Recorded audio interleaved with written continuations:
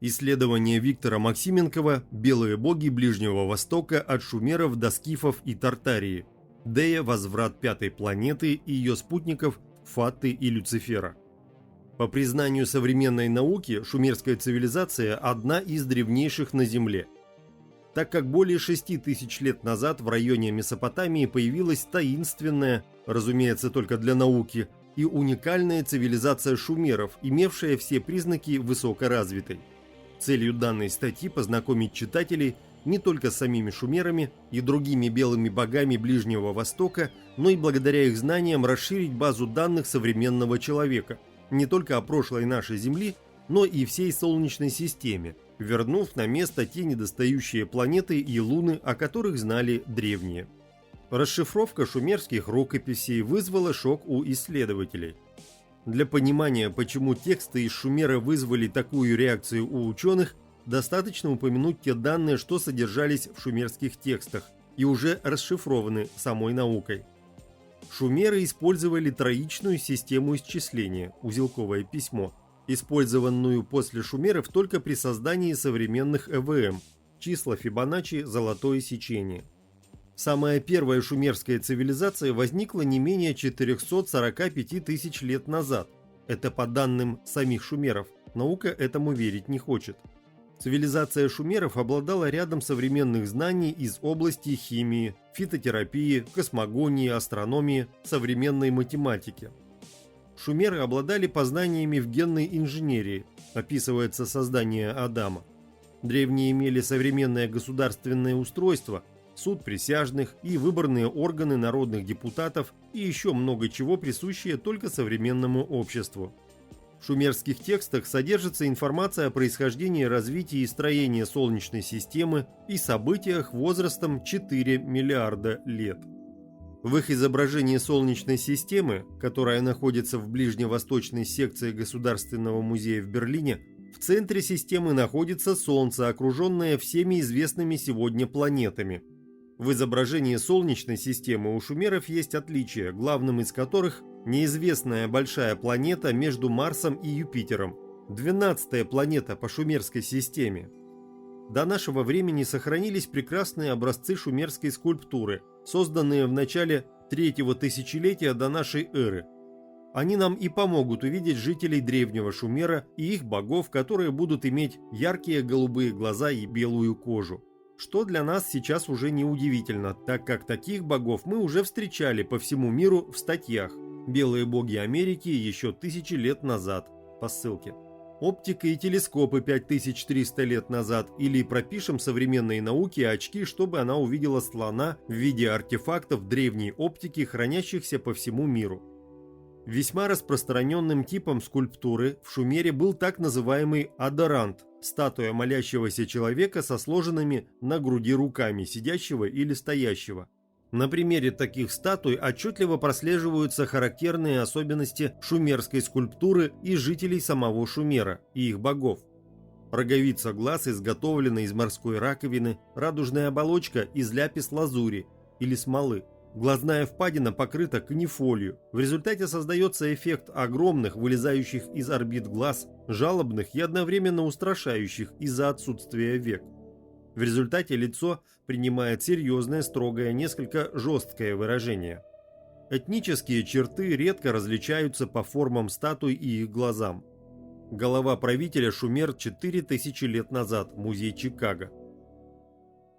Шумер, женщина, 5000 лет назад, музей Филадельфии, США. Шумерская богиня Исшар, найдена храм Исшар из Мари, Сирия, 4800 лет назад. Еще одно изображение богини Исшар. Бюст мужчины 5000 лет назад, найден в Ираке, Тель-Аграб.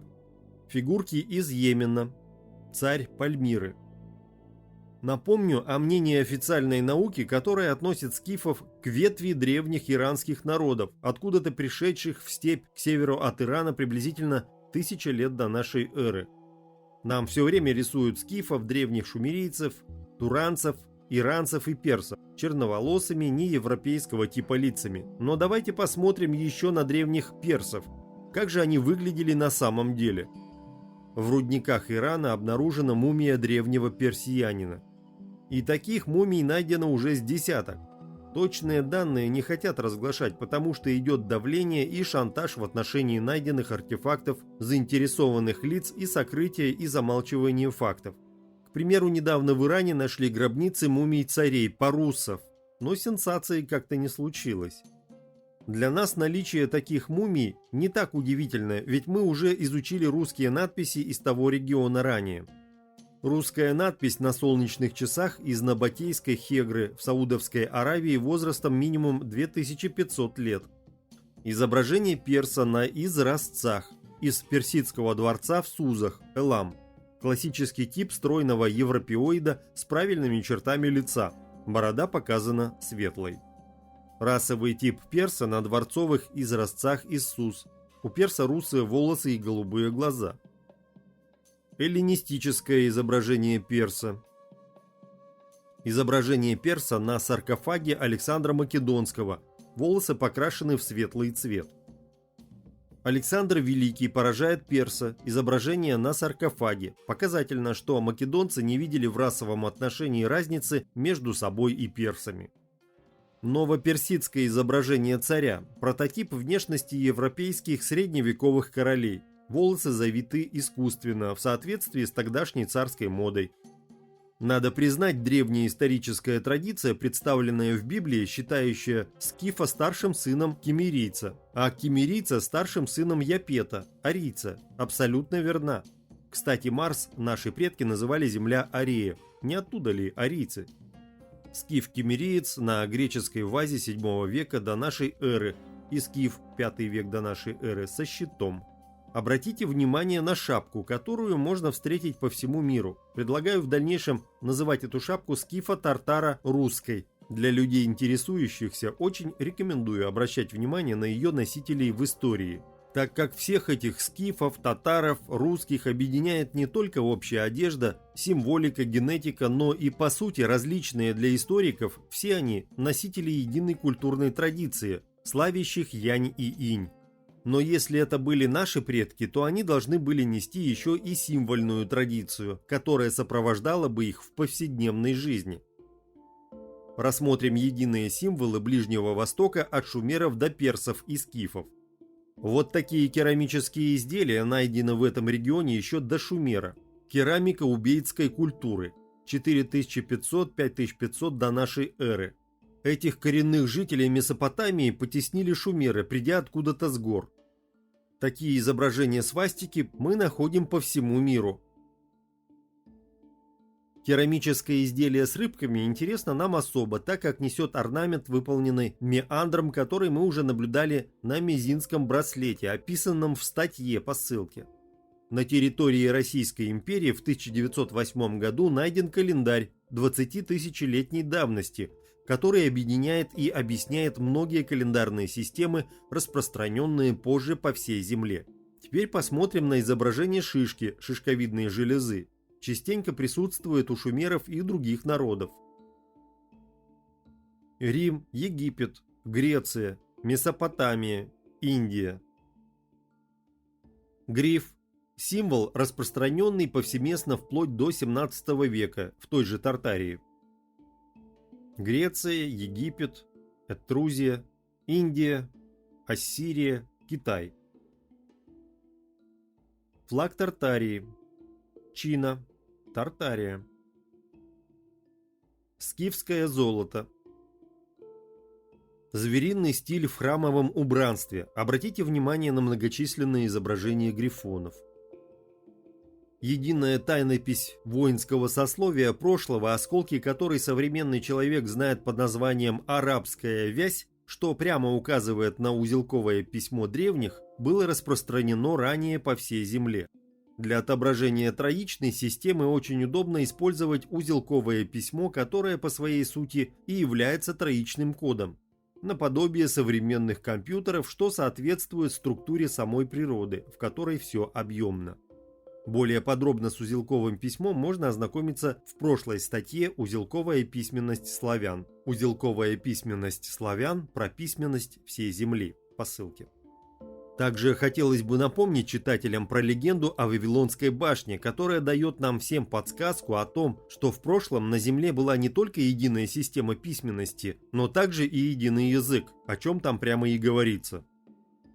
Лингвистическая карта Азии 1730 год. На территории Сибири была своя письменность. Авестийское письмо. Экспозиция находок из раскопок в Аркаиме. Андроновская культура 5000 лет. Музей Аркаима, фрагмент таблицы с той же письменностью, что говорит о древнейшей ее преемственности в Сибири. Сибирские письмена на реке Пышме вблизи Тобольска. От ведической культуры сибирских скифов, которую позже будут уничтожать повсеместно и называть языческой, отпочковались и религиозная система древнего мира, такие как зороастризм. Вот раннее изображение самого Заратустры. Он носит шапку, которую можно назвать скифо-тартаро-русской. И вот здесь начинается самое интересное. У наших предков, если речь была одинакова, то написание ее было разным. У жрецов была своя письменность. Жреческое письмо, свято-русская буквица, матрица 7/7. У торговых людей другая, глаголица, литица. Простые труженики в быту использовали более простое письмо и так далее. А вот у воинов была своя письменность. И именно это воинское письмо и стало прообразом сагдийского, то есть авестийского и арабского письма. Вот почему у русских царей до романовской эпохи на всем оружии и доспехах была арабская вязь. Это воинское наследие скифов наблюдалось непреклонно. Выставленное в музеях старинное русское вооружение сплошь и рядом покрыто арабскими надписями. Арабская вязь на шлеме Ивана Грозного «Аллах Мухаммед», и чуть ниже ее есть надпись на русском «Шелом князя Ивана Васильевича», великого князя сына Василия Ивановича, господаря всея Руси самодержца. И шелом здесь не приветствие. Шлем Александра Невского – просто цитатник Корана, а по сути продолжение воинских традиций, берущих начало от сибирских скифов. Работа знаменитого русского оружейника Никиты Давыдова. Для людей, интересующихся, очень рекомендую прочесть книги Вашкевича, такие как «Системные языки мозга», «Абракадабры» и другие. В них он очень четко и ясно дает все смысловые понятия арабского языка из русского и объясняет, почему это происходит. Дело в том, что человек получает информацию слева направо, от божественного источника символ А понимает информацию справа налево, символ Я. Поэтому наши предки писали и читали ранее во всех направлениях и в объеме. Узелковое письмо. Вот примеры. Коран. Читаем наоборот. Нарок. Нарок. Свод правил и законов по современному Завет.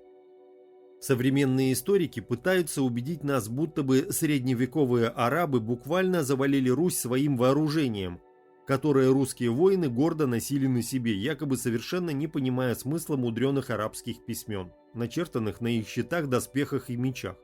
Шли в бой и умирали под какими-то якобы совершенно им чуждыми и непонятными религиозными формулами и молитвами. Картина совершенно нелепая. Русские воины той эпохи прекрасно понимали, что было написано на их оружии, потому что на Руси до середины 17 века было в ходу несколько алфавитов и языков, в том числе и считаемый сегодня арабским.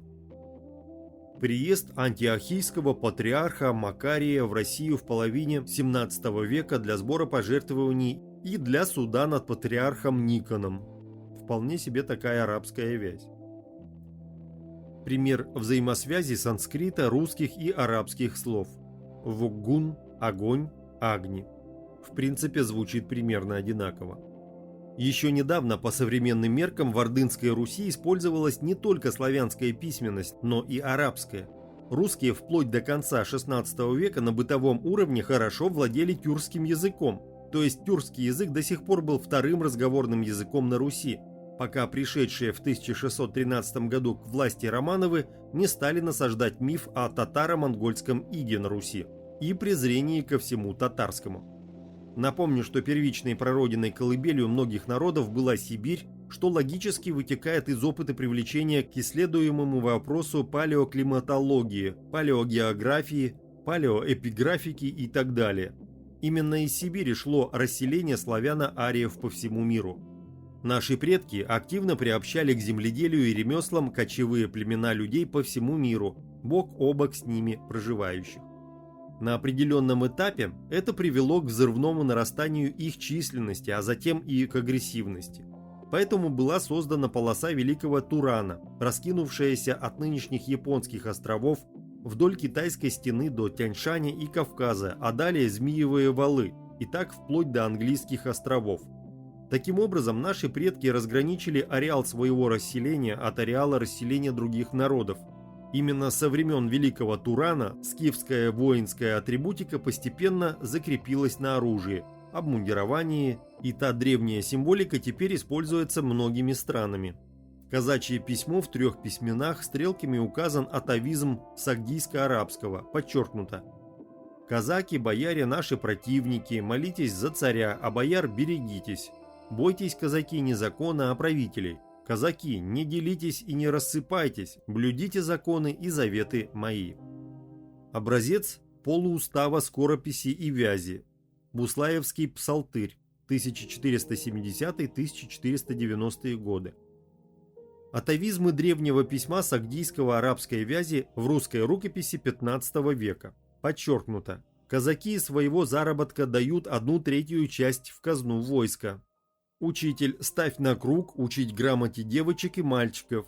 Круг содержит школу и учителя, вооружает войско.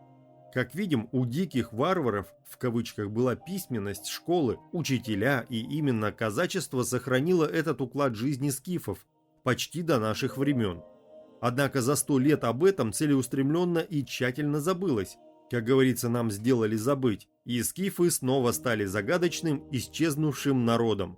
Вот что пишет в книге «Скифы-строители степных пирамид» Тамара Телбот Райс. 1904-1993 год. Урожденная Абельсон, эмигрировавшая из России в 1917 году. Скифы исчезли со страниц истории так же неожиданно, как и появились, как будто они провалились в глубокий колодец. И хотя сами они исчезли, они всколыхнули воды истории. Волны разошлись почти по всей Европе, и едва ли удивительно то, что наибольшее влияние они оказали на Россию, где их плавные и подвижные линии заметны даже в наше время. Район Амударьи и Ханты-Мансийский автономный округ. К основной воинской символике скифов относились также сокол, крылатый барс, грифон, змеевики, солнце и заменяющий его крест, полумесяц, который позже закрепился у мусульманских стран. Личный штандарт Богдана Хмельницкого. Справа восстановленный. Еще недавно казаки чтили свои древние символы. Обратите внимание не только на символ полумесяца, но и так называемую арабскую вязь на флагах у казаков. Остановимся на символе полумесяца более подробно.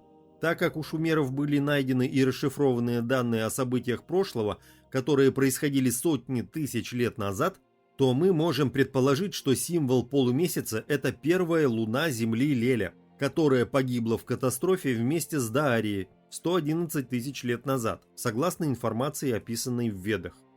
Богиня Астарта Шумер хранится в музее Лувра, на голове изображение луны Лели.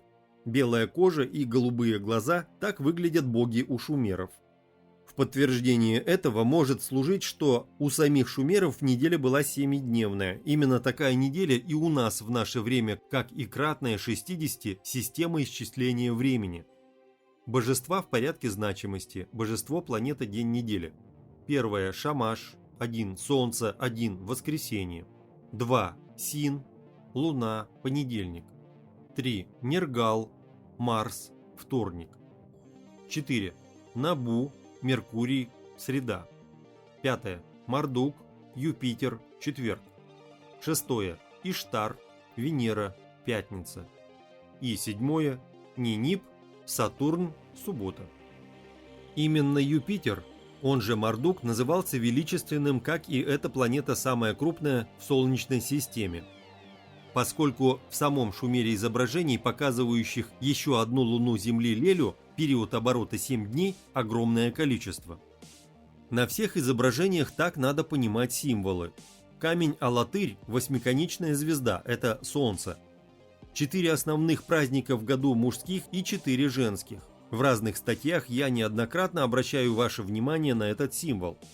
Полумесяц и 7 точек рядом с ним – это первая луна Земли Леля и ее цикл в 7 дней. На изображении существа присутствуют в зверином стиле, как в Египте. Луна-месяц – 4 луча и 4 волны, или полный диск над полумесяцем. О том, что полумесяц Леля – это не луна Земли-месяц с оборотом в 28 дней, говорит тот факт, что на изображениях они присутствуют все вместе в максимально видимом с Земли виде – Солнце, звезда с 8 лучами. Луна-месяц, оборот 28 дней, 4 луча и 4 волны, и луна Леля, полумесяц и 7 точек рядом. Это изображение четко показывает знание шумеров. На нем видно Солнце как круг с 8 лучами. Основные праздники. Луны Земли, Леля и Месяц, потом идет Марс, за ним пояс астероидов, где должна быть пятая планета, а есть только осколки ее Луны, Люцифера, затем Юпитер и Сатурн с кольцами. А это увидеть без телескопа просто невозможно. Можно ли считать изображение людей за планеты? Вопрос открытый, но если так, то здесь изображены все известные сегодня планеты. Если первый человек – это Меркурий, вторая – это Венера, в конце изображения тогда третий человек – это Уран, а четвертый человек – это Нептун. Сравните это с сегодняшним изображением из Википедии. Но развитая оптика у шумеров тоже была, о чем я писал в своей статье по ссылке. Оптика и телескопы 5300 лет назад. Подобные изображения небесных объектов я уже не раз рассматривал в своих предыдущих статьях. По ссылке «Атлань и вторая луна Земли Фата. Возврат из бездны моря и тьма тысячелетий». Еще одна единая жреческая традиция наших предков от палеолита 24 тысячи лет назад до наших дней, или куда дели вторую луну Фатту. Следующее. Раскрываем тайны дисков Мали и Фесского диска возрастом 3900 лет. Также знания шумеров и открытия современных ученых позволяют нам вспомнить про пятую планету Солнечной системы. Современные астрономические законы подтверждают, что между Марсом и Юпитером должна была находиться планета в 2 раза крупнее, чем Земля. Эту загадочную планету шумеры называли Нибиру, что означает «пересекающая планета». Орбита этой планеты сильно вытянутый эллипс, раз в 3600 лет пересекает Солнечную систему.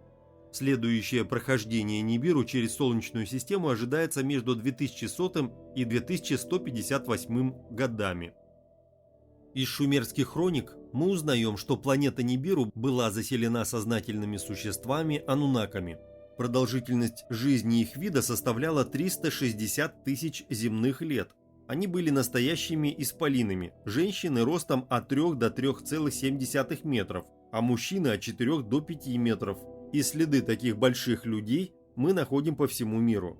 Также мы видим это в картинах средних веков и много где еще.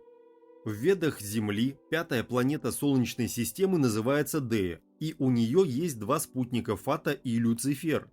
По информации из тех же Вед, спутник Люцифер, утренняя звезда, древний перевод названия, был уничтожен в ходе галактической войны прошлого, а сама Дея изменила свое место в траектории движения, или как вариант мерность пространства своего нахождения. Где она сейчас – вопрос открытый. Второй спутник Деи под названием Фата был перемещен древними на орбиту Земли, так как был заселен и имел 50 морей на своей поверхности. До недавнего времени это была лишь легенда прошлого, но мои исследования помогли определить по орбите допотопной Земли вторую луну Фату с периодом оборота 13 дней и наличие сведения об этой луне во всех древних календарях по всему миру, от Америки до Сибири. В моих статьях «Атлань и вторая луна Земли Фата. Возврат из бездны моря и тьмы тысячелетий».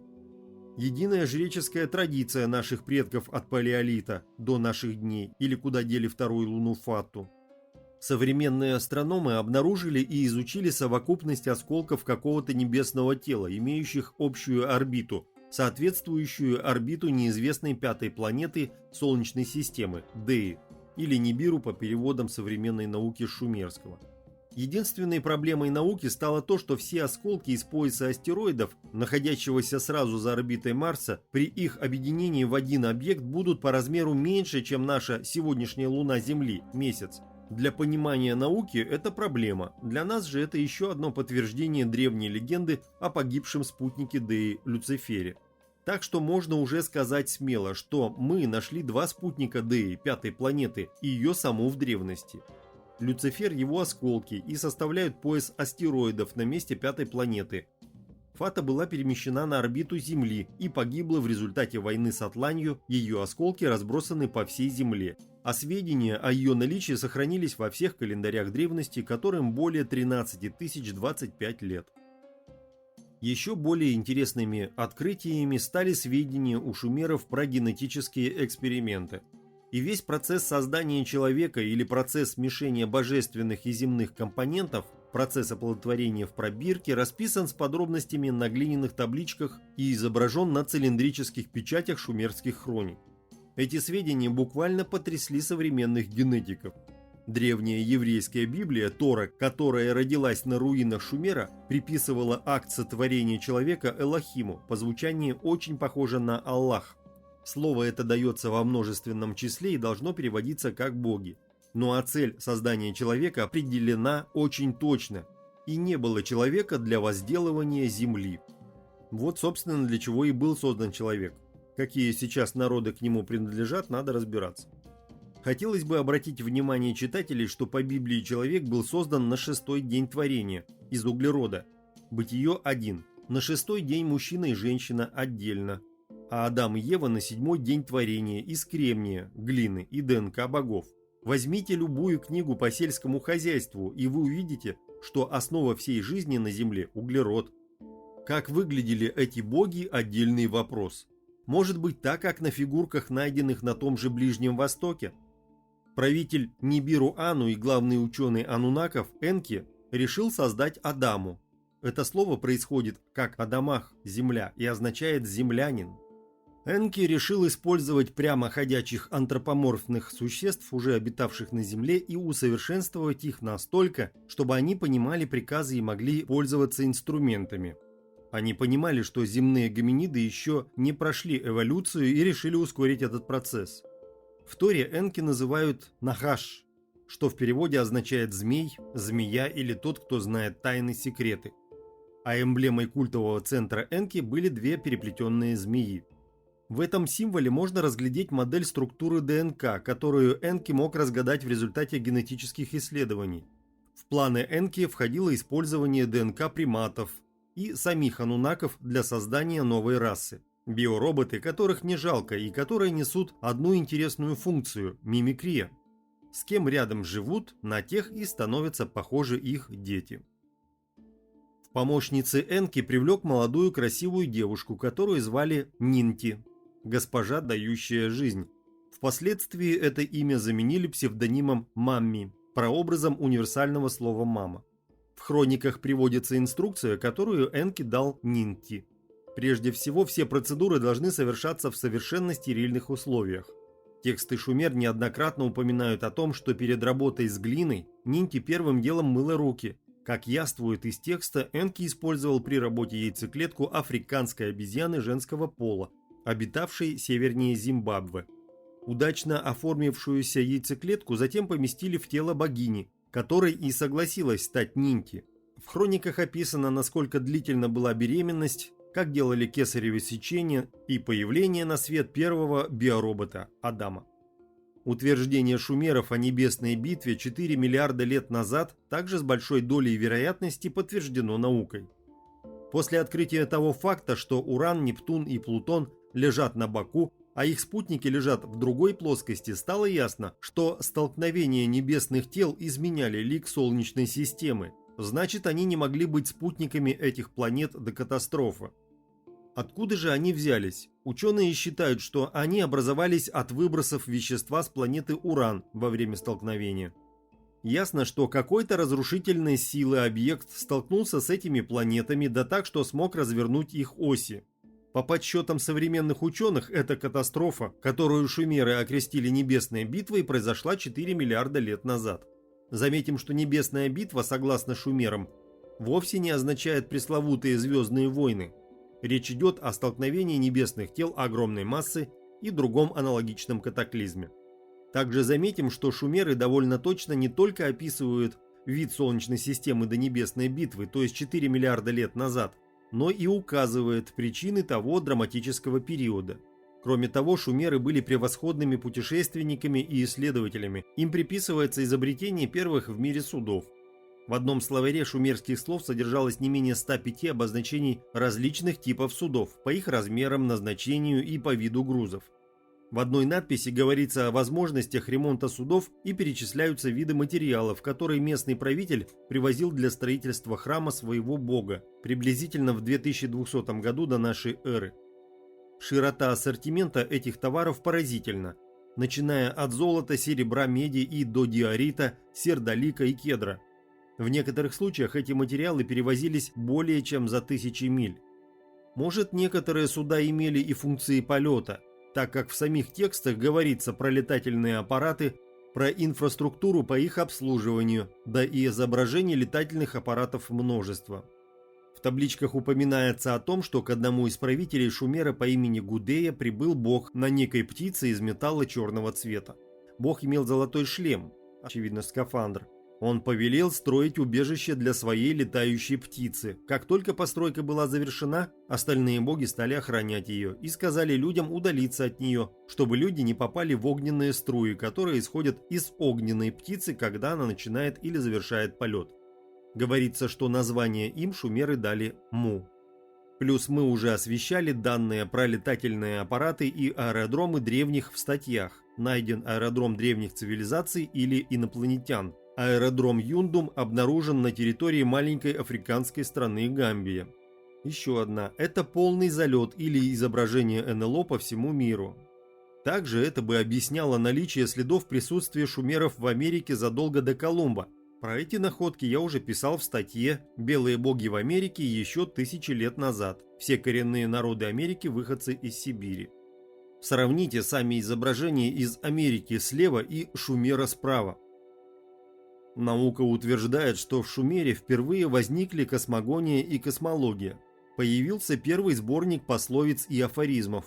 Впервые велись литературные дебаты. Здесь появился первый книжный каталог. Получили хождение первые деньги, серебряные шекели в виде слитков на вес. Впервые стали вводиться налоги, были приняты первые законы и проведены социальные реформы. Появилась медицина, и впервые делались попытки добиться мира и гармонии в обществе. Шумерская цивилизация погибла в результате нашествия с запада воинственных семитских кочевых племен. Кстати, вот перевод с латыни слова «обезьяна» – «симия», «симиус», статья по ссылке. На плечах Шумера возросла вавилоно-ассирийская цивилизация. Кстати, Ас – это бог, живущий на земле. А Ири – это современный Иртыш, на котором стоит Асгард ирийский. И этому городу и пирамиде в нем уже 110 тысяч лет. Туда наши предки переселились после разрушения первой луны Земли, Лели, и гибели Даарии. Не оттуда ли у Перуна сынов персов царя звали Дарием? Да и шапка на нем опять же очень похожа на скифа татаро-русскую. Да и правильное название империи именем Перуна. Существовавшей там еще недавно Атаманская империя, но кто такие атамы в казачьем войске, я думаю, сообщать без надобности.